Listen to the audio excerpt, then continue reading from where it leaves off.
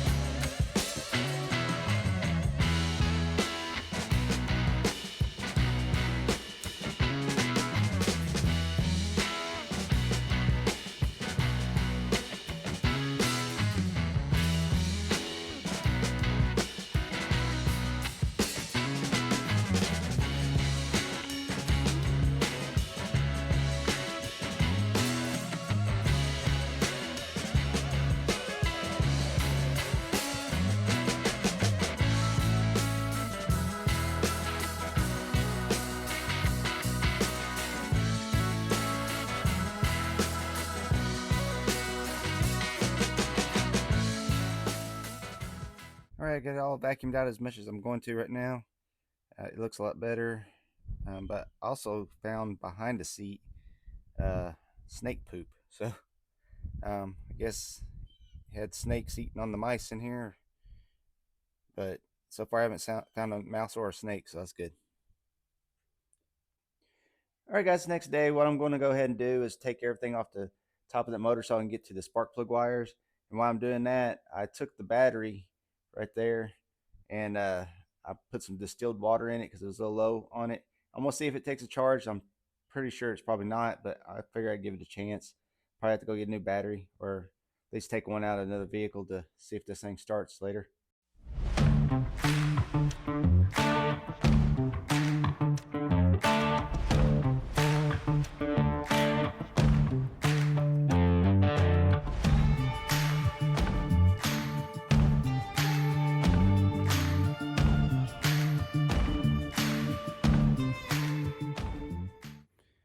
All right, guys, because I don't want to put a lot of money in this right now, what I ended up doing as far as the plug wire is I found another one, had the same end that goes on the spark plug, but the distributor side was different.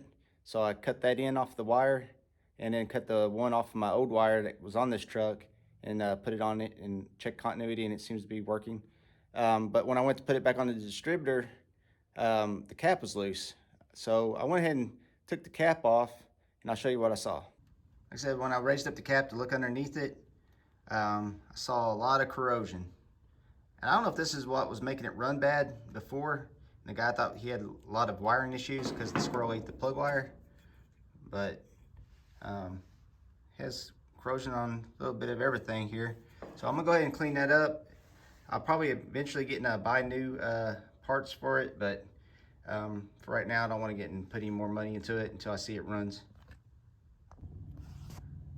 Alright guys, as you can see, I got a gas can right there at where the fuel filter would hook up at. I pulled the fuel filter out. It's over there. And the gas smells pretty bad, so I'm gonna see if there's any fuel left in the tank. And also check to see if the fuel pump works at the same time. Okay, I'm gonna go ahead and put the key in.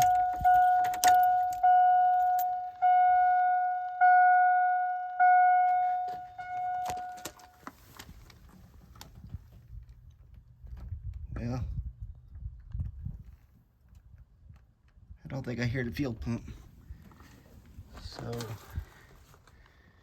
it might not be no good. Just a low fuel. All right, let me look into that, and I'll be back when I figure something out. Looks like the fuel pump's no good, but at least I want to get and see if the engine cranks over.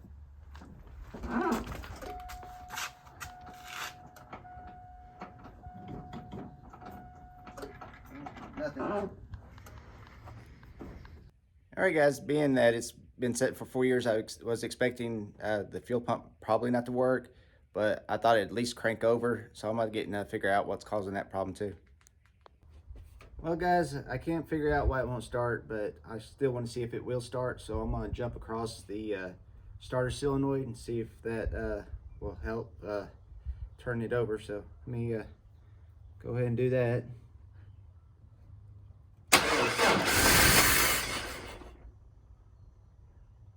Well, that worked as far as turning over, and it did kind of run for a second. Now that I wasn't expecting.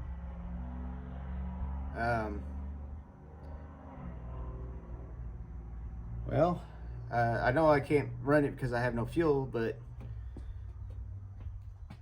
at least I know it will turn over and it will run. Now it's got to figure out what's keeping it from starting and running. I'm afraid it might be something to do with the ECM or something, but I just won't know until I dig into it further. All right, guys, next day I'm out here again trying to figure out why that starter relay isn't getting any power on it. I've taken apart the dash a little bit, look behind there, and I'll show you what I found. All right, as you can see, I got it all apart right here. And if you look up in here,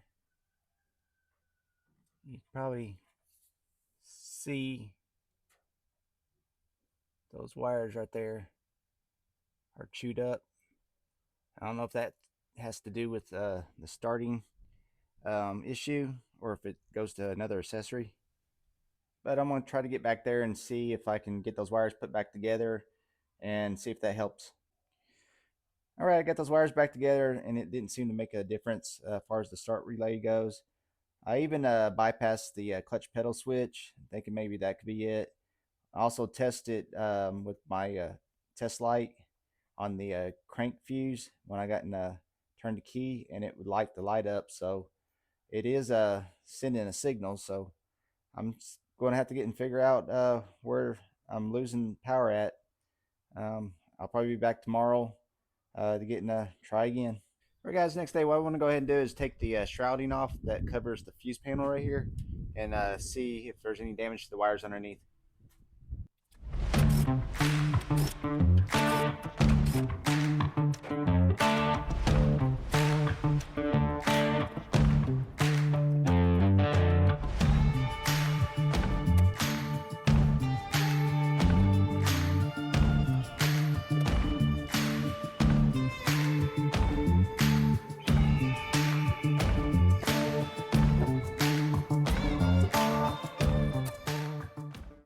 All right, guys, as you can see, I got a lot of wires chewed up. So let me see what I can do as far as getting these back together. Maybe that'll fix our problem.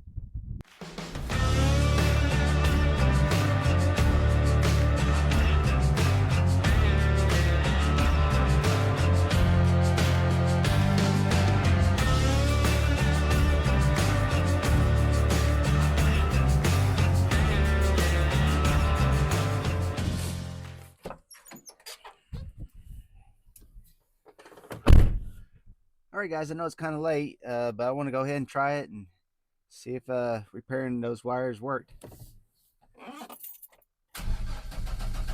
Oh, yeah. We got it. All right, guys, like I said, I got a couple of the wires put back together. These right here, I just put some tape around because they don't go to nothing. The yellow wire, I had to extend it, and this purple wire, those two I repaired. This plug right here has a black with a white stripe and a brown. I can find the black with white stripe right there, but I know I didn't really need it because this doesn't go to anything. Nothing was ever plugged into it. But the brown wire, I think goes to one of these brown wires, but they're both the exact same color. There's no other marks on it, like a white stripe or anything like that. And the other brown wire is right here. So I don't know which one of these it hooks up to. I figure one of these browns go over here. Otherwise, these two would be looped together, and that wouldn't make no sense. So I got to figure out which one of these wires goes to this brown right here. So I'm probably have to figure that out later, but at least we got it cranking. I'm pretty happy with that.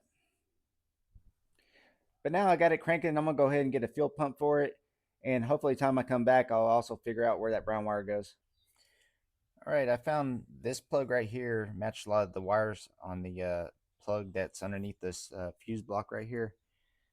So I pulled it and found one brown wire, and I ohmed it to this brown wire, and it ohmed out. So I got looking for another brown wire for this one, and looked at all the other ones and couldn't find nothing that ohmed on it. So I went back to number 13, which is the pin number, and tried it on that on the first one, and it ohmed on the exact same pin. So these are wide somewhere in this harness somewhere, and you just can't see it. So it don't really matter which brown wire you run to this accessory plug or the one underneath the fuse block. Now I got that all figured out. I think what I'm going to end up doing is dropping that tank. Probably not going to get in a video of that because there's not a lot of room under there. So let me go ahead and do that, and I'll be back when I get it dropped. All right, I got the tank out, and unfortunately there's a lot more fuel left in it than I thought there was. So I'm going to get that all pumped out, and it smells pretty bad. So here in a little bit, I'll start getting this pump removed and see how bad it looks inside of it. All right, what you do is you kind of pull this little keeper back right here, and then you can tap this locking ring off like that.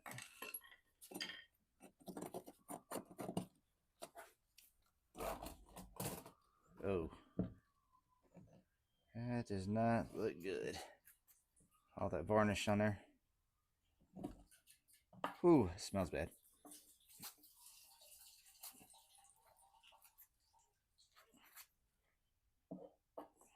Sending unit.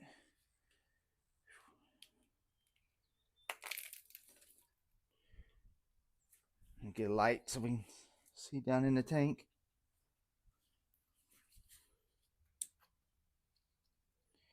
Yeah, there's a lot of varnish down there. So I'm about to get this fuel pumped out of here, and there's quite a bit too. I'm gonna get that pumped out and start cleaning this tank up before I put a new fuel pump in. All right, guys, I got about 10 gallons of fuel out of there. And as far as the tank goes, there is a bit of sludge in the bottom of it, so I'm going to get that cleaned out. All right, guys, I went to Dollar General and picked up this LA Awesome degreaser. I'm going to throw it in this tank and see how well it cuts that varnish.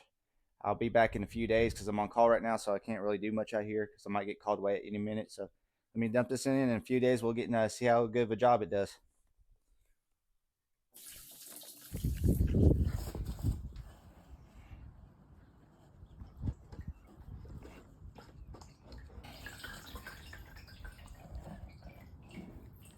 And this is why you want to make sure you clean that varnish out.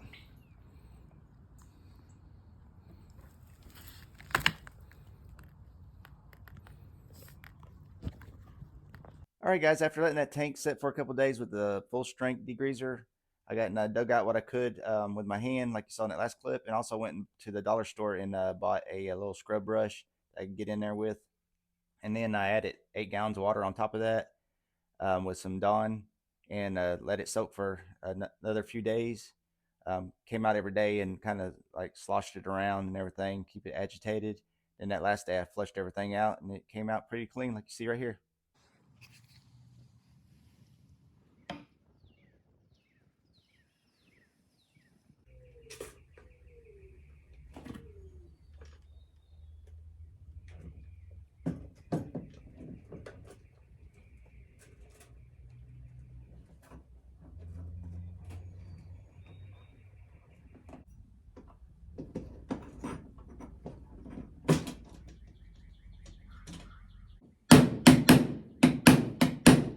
All right, guys, as you saw in that last clip, I got the fuel pump put back in the tank.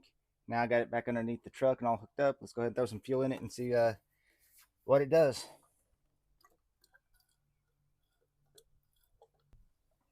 All right, guys, let's see if this is starting now. I think I got most of the issues squared away. Well, it tried.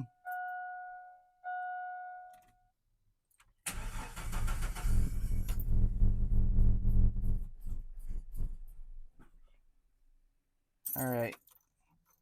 I don't know if this is an issue because I got the breather off because it needs to read the mass airflow sensor. So let me go ahead and hook that all back up. All right, I got it all hooked up. Let me go ahead and try it.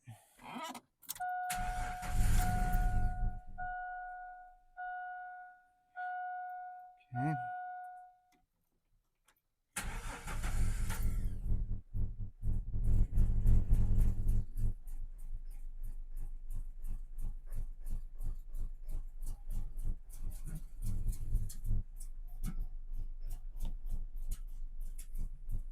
Well, it's running, but it's not running very good.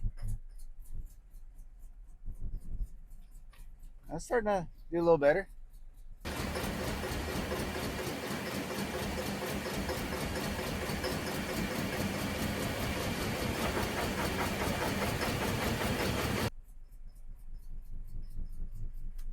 All right. Maybe it's just the fuel injectors are a little gummy.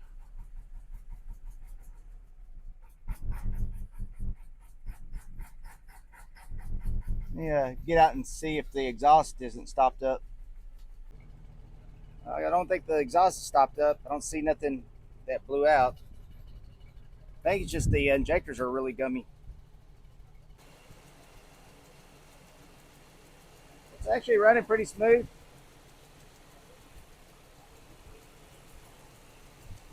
I did put some fuel injection cleaner in there, so hopefully that'll help clear this out. I think I'm missing on a cylinder, but it has 40 pounds of oil pressure,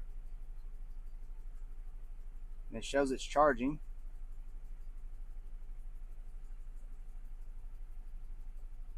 All right, let me see if I can figure out which cylinder's missing. All right, guys, I found one of the spark plug wires was loose. Got it back on there now. It's not missing no more, and it sounds pretty good for something that's been sitting for 4 years. Let's go look at the exhaust, see if we started smoking yet. Well, so far there's no smoke coming out. I don't see any oil coming out or anything. Nothing wet on the end of that exhaust pipe. So we'll let it run for a little bit longer. I do smell something burning. I think it's leaves. There's a bunch of dried leaves. Might be up on the exhaust, so I need to check that out. All right, guys, let's give it a shot and see how well it runs. Well, reverse works.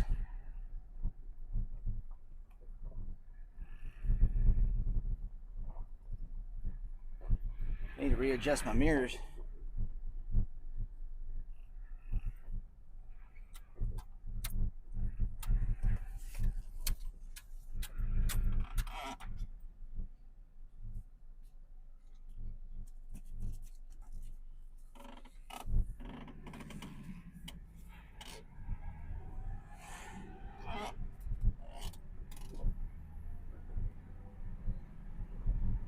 Drives about like other Chevys I've driven. So far, I got 40 pounds of oil pressure. My temperature looks good. I'm charging. The only light on showing that I got low fuel.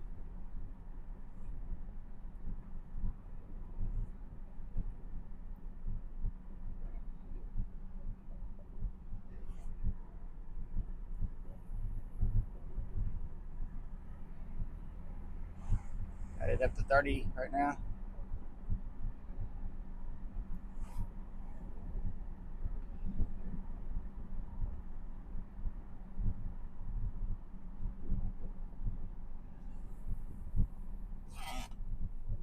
I'm not gonna go too far because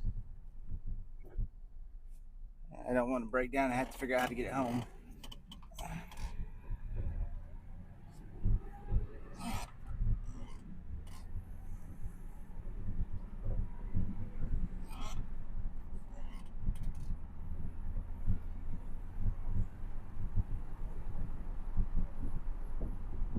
Definitely has flat spots on the tires.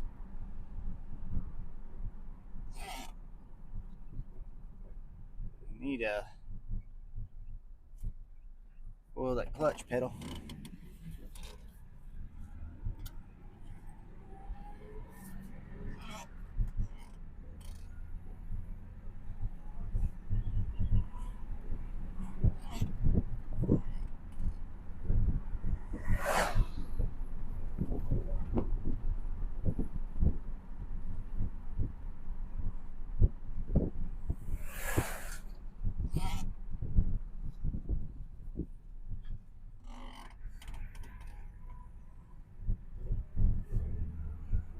Well, I think this is going to be a pretty good success.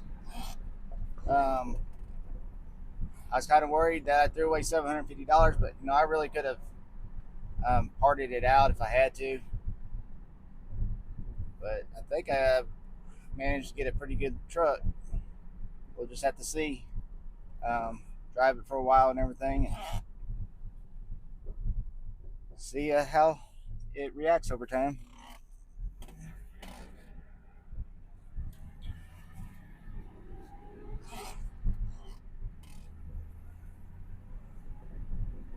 All right. Well, I guess I'll get pick this back up when I get back to the house. All right, guys, that's all for this episode. Thank you so much for coming and watching. You know, at first I didn't think we were going to get that on the road this week, but we worked through issues and got it done. Probably the next video on that truck will be me cleaning the inside, getting it all decontaminated and everything, and maybe knock a few dents and stuff out, make it look a little better. Then I'll make a decision if I'm going to keep it or not.